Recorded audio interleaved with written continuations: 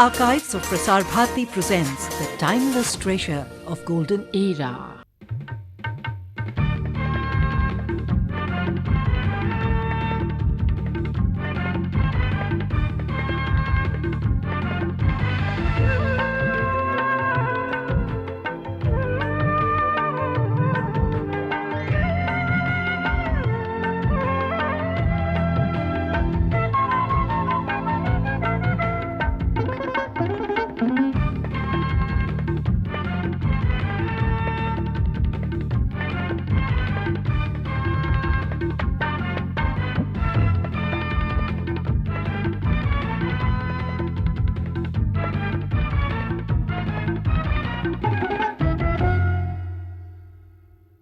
Hello and welcome to the 53rd episode of Living on the Edge. This week on our program, we travel to Goa to see how tourism, the lifeblood of this state, is wreaking havoc on its ecology. Ask why the big top doesn't attract crowds anymore, and show you how to bring a little of the big green outdoors into your home. But first, here's a letter from Muralidharan of Madurai, Tamil Nadu. I'm a regular viewer of your series, and I'm very pleased with the new time slot Doordarshan has allotted it. I would like you to highlight the environmental hazards that threaten our coastline. Many NGOs are fighting to save these areas. I would like you to show this on your program so that it gets noticed all over the country. What better coast to cover than every traveler's dream? Its incredible beaches and facilities to suit every pocket make it an ideal travel destination. But when Manira Alva visited Goa, she found that the rush to cash in on the profits of tourism has brought to the state two things people visit Goa to forget: pollution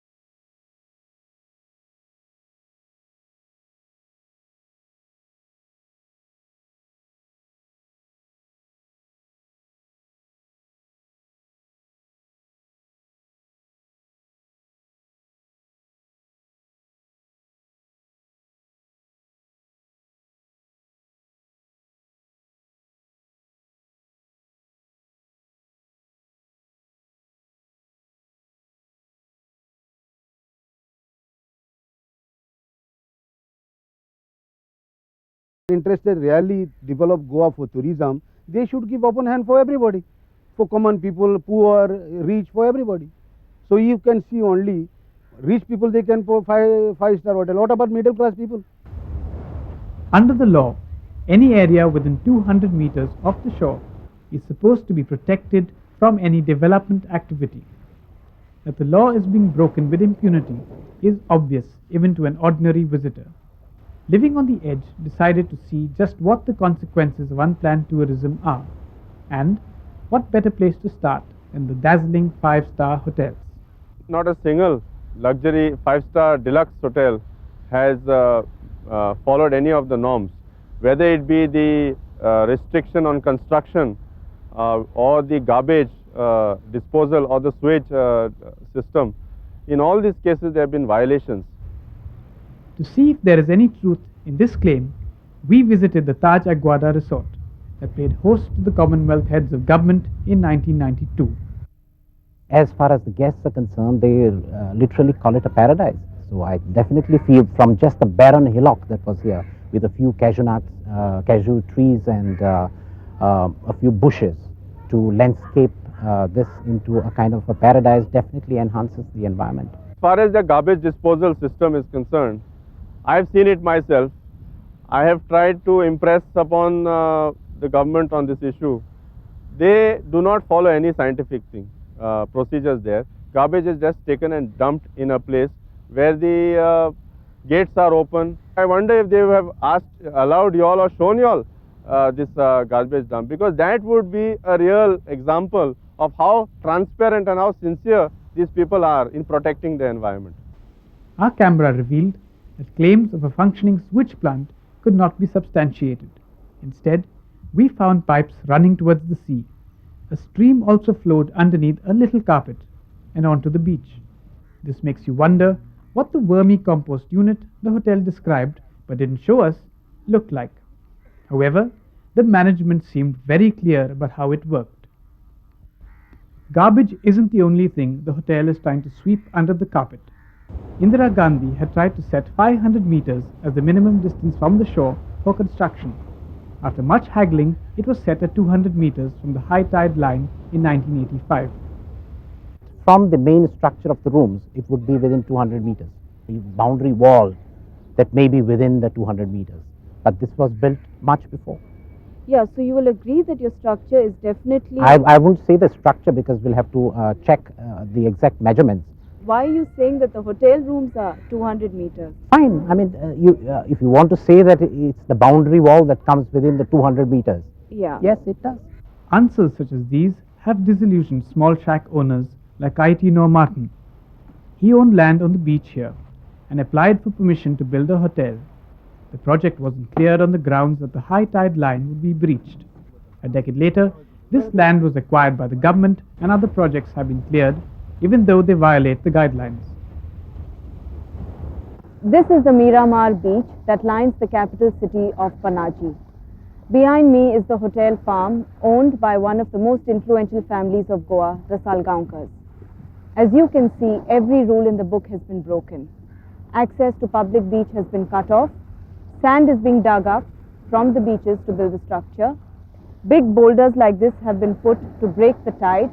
And finally, and most importantly, the mandatory 200 meters from beach during high tide has not been maintained in the building of this structure. According to the supervising civil engineer, that is not necessary since this is only a river. To see if this was true, we contacted the chairman of the State Tourism Development Corporation. Now, it is said 50 meters from the mouth of the river. Now, they consider mouth of the river little further at Aguada, where you see the lighthouse below. That is considered the mouth of the river. Then the Arabian Sea starts. In fact, at Miramar, if you go, and if you see Aguada, the lighthouse and all that, that is the confluence of River Mandavi, River Zuari, and the Arabian Sea. It is Sangam there. So from that, they say this is beyond 50 meters from the mouth of the river, and therefore the authorities have justified before the High Court. Despite such protestations, the project has been challenged in several fora.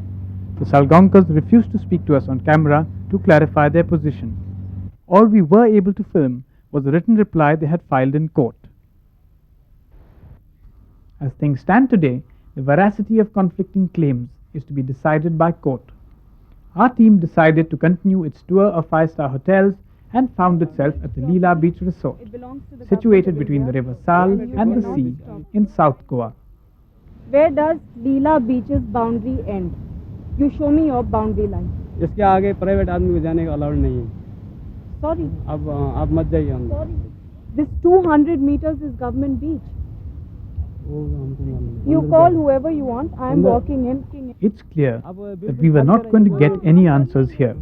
Instead, we interviewed a toddy tapper who says he had the misfortune of owning property that stood in the way of Leela's development plans. म्हणजे आमकां गुयन्यार मारपाक येवपाक लागले आनी police हाडपाक लागले आमकां harass करपाक.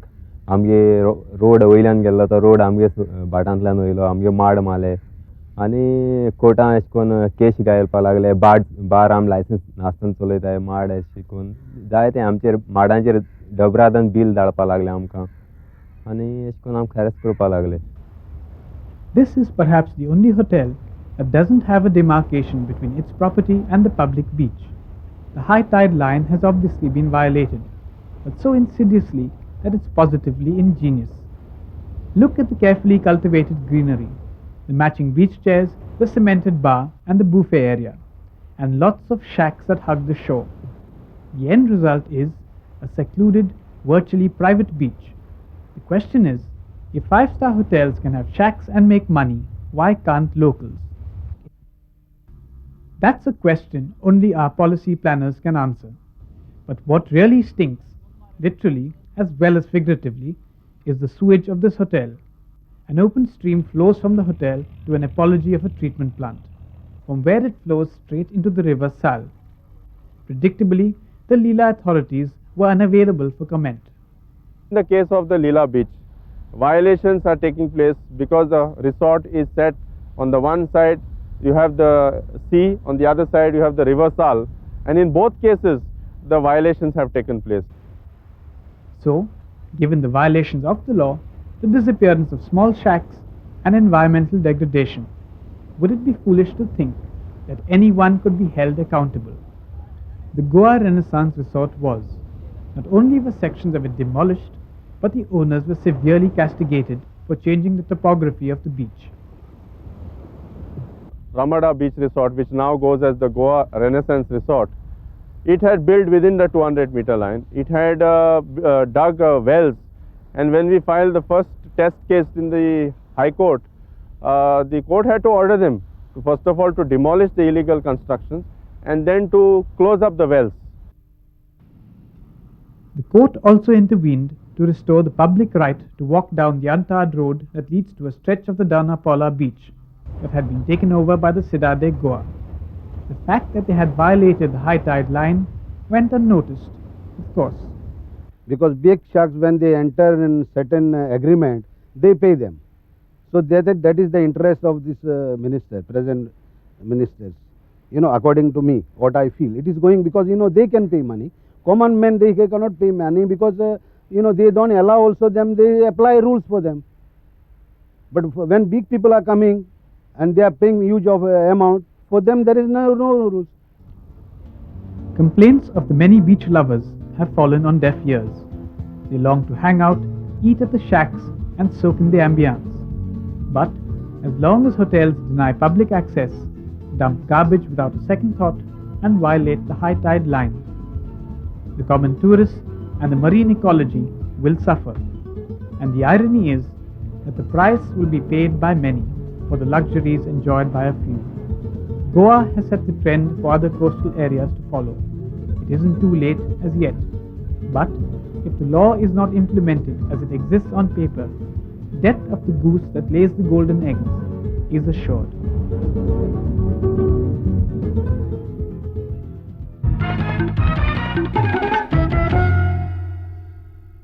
Animals and performers is what our next story is all about, and it's prompted by this letter from Naveen Andrew of Nagarcoil, Tamil Nadu.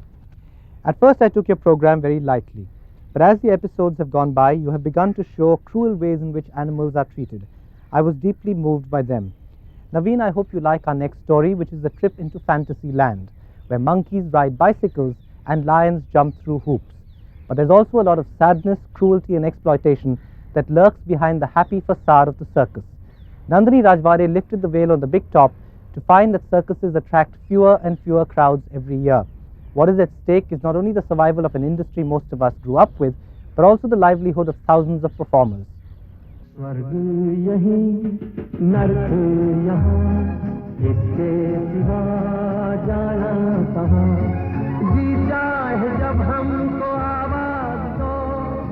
Raj Kapoor की फिल्म थी मैडम जोकर, वो मैंने देखा था स्कूल टाइम पे, तो मुझे बड़ा अच्छा लगा क्या सर्कस में ऐसा ग्लैमर है।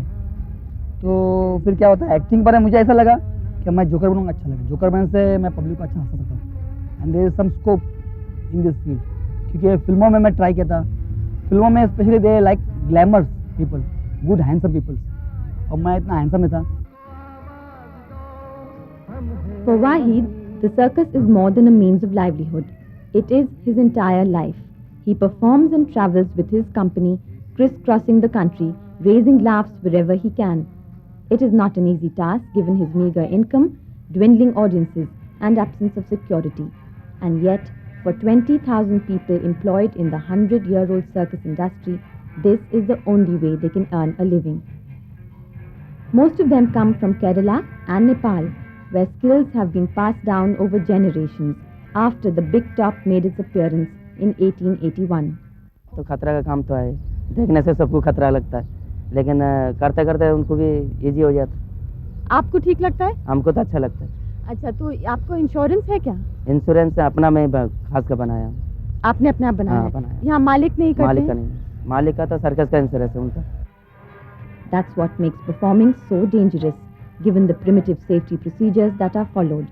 What is even more worrying is that many of the performers are children.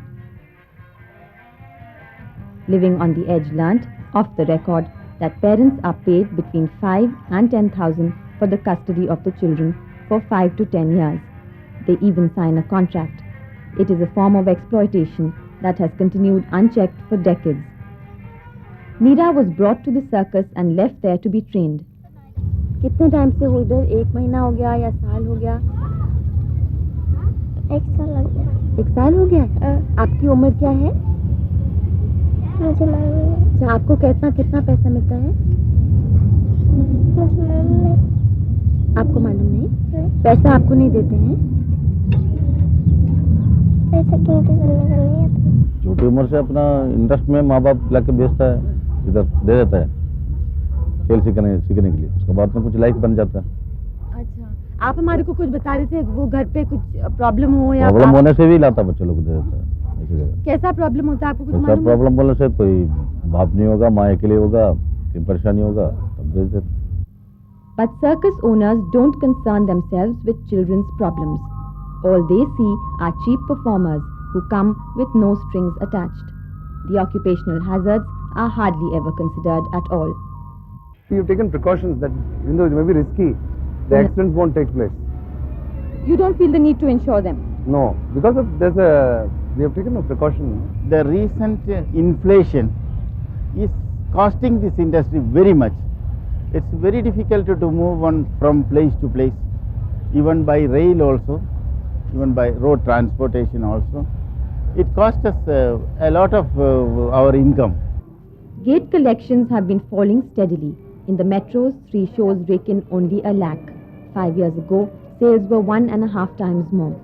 The tickets, which are now priced at 50, 20 and 10 rupees, cost more than what it takes to see a movie or hire a video. And to top it all, pressure from animal welfare organizations means that the biggest draw of the big top, the wild animals, may not enthrall audiences in the future. Our case was that every single animal should be banned from circuses, special emphasis being laid on the immediate ban of wild animals. And obviously we gave a lot of backup material with proof and of our investigative reports with photographs, etc., of the cruelty that took place, the housing which is so bad, the food that they get is not up to the standard.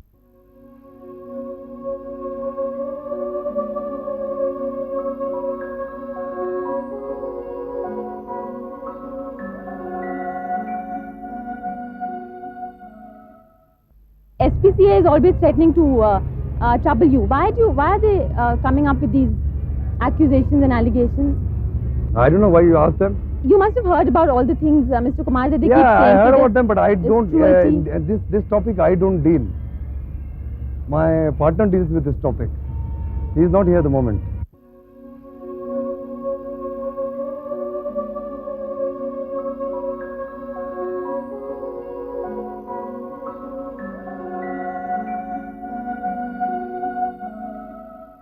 For the past 10 years or so, we have not yet received any animals from the national zoos since the enactment of the Wildlife Protection Act.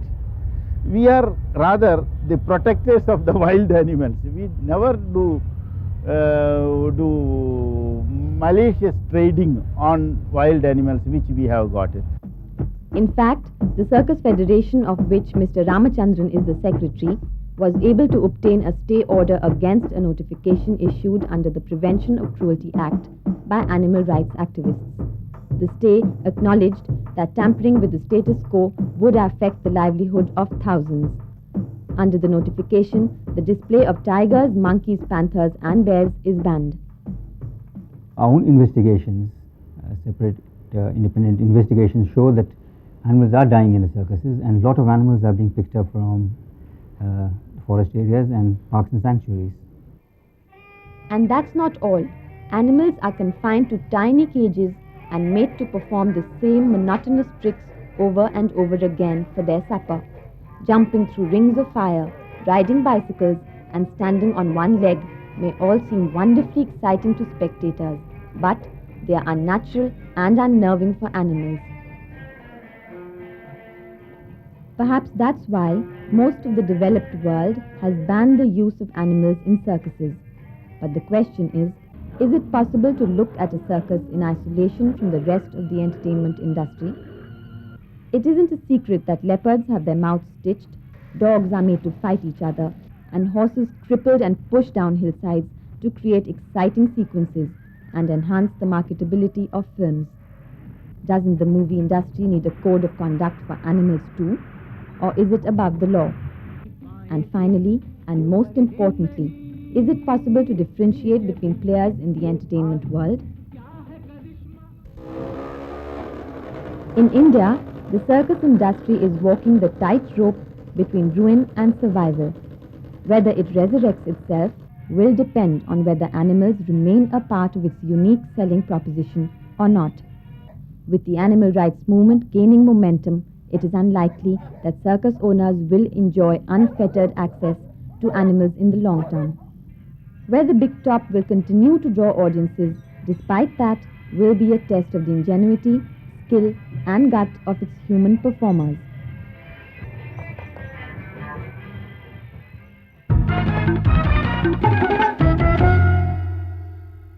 If ingenuity is the name of the game, there's no limit to what individual actions can achieve. Debasis Baral of Puri, Orissa writes, I have found that your program has inspired many young people to take necessary steps to protect rivers, lakes, and trees. If inspiration is what our viewers are looking for, let Tisha Srivastav show you how to bring greenery back into your lives and into your homes. The peacocks have made way for the concrete jungle, and gone are the days when sprawling lawns and kitchen gardens were something many of us could enjoy. Multi-storied construction now imply box-like houses with parks providing the only green space. That's why your best bet in freeing your second or fourth or seventh floor home from the dry monotony of concrete is to create your own indoor green space.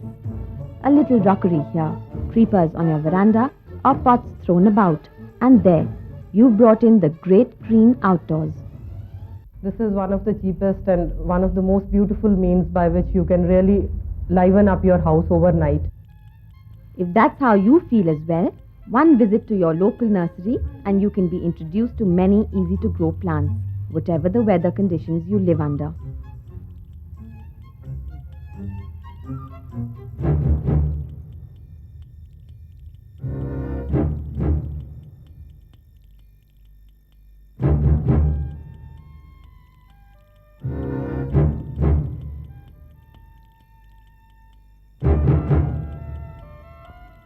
The other query which immediately comes to mind is, can these grow indoors only?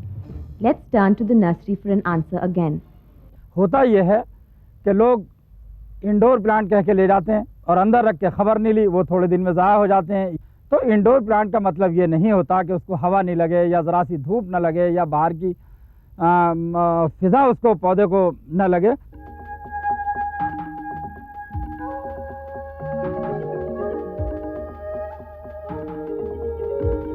So now that we know that all indoor plants need their own place in the sun, let's go back and see how to sow the seed properly.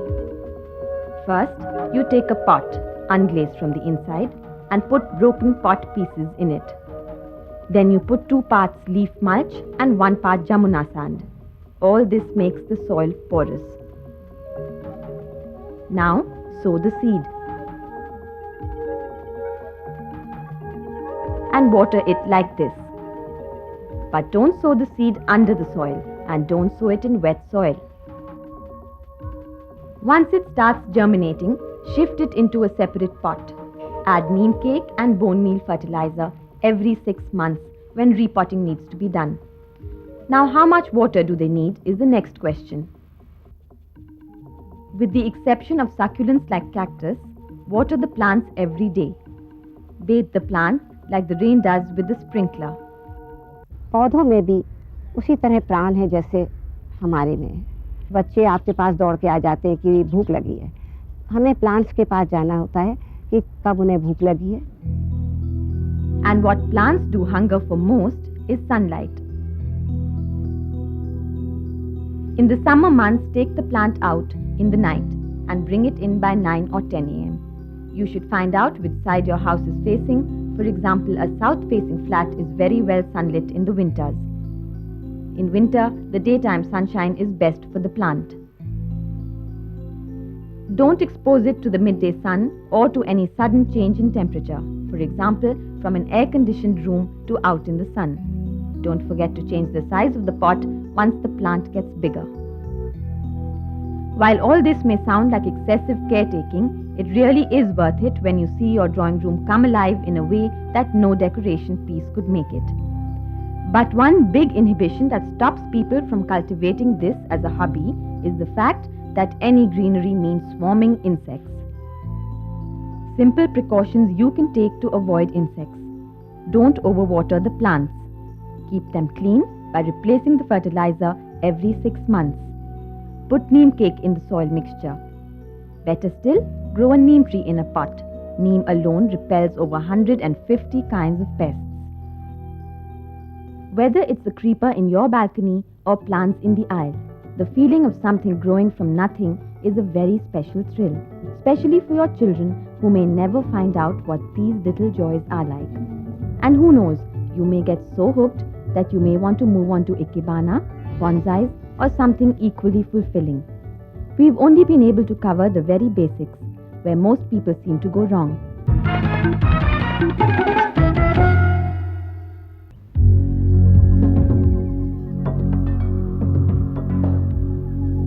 Over 90% of the global energy research funds support nuclear power and non-renewable sources of energy. Less than 7% is allocated for research directed towards renewable sources and conservation.